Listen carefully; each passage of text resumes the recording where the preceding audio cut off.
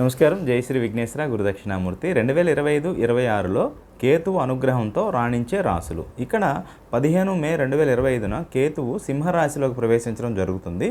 ఈ కేతు సంచారంతో కొన్ని రాశులకి అనుకూలమైనటువంటి ఫలితాలు మీరు పొందబోతున్నారు. అందులోనూ కూడా కేతు దశ జరుగుతున్నటువంటి వాళ్ళకి ఈ ఫలితాలు మరింతగా ఉండేటటువంటి అవకాశాలు కనబడుతున్నాయి.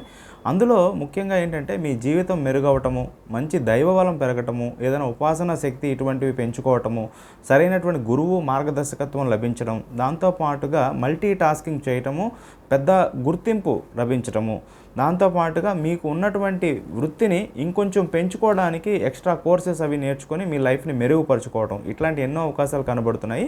అందులో భాగంగా మొట్టమొదటి రాశి మనకి తులారాశి, దాంతోపాటు వృశ్చిక రాశి, మిథున రాశి.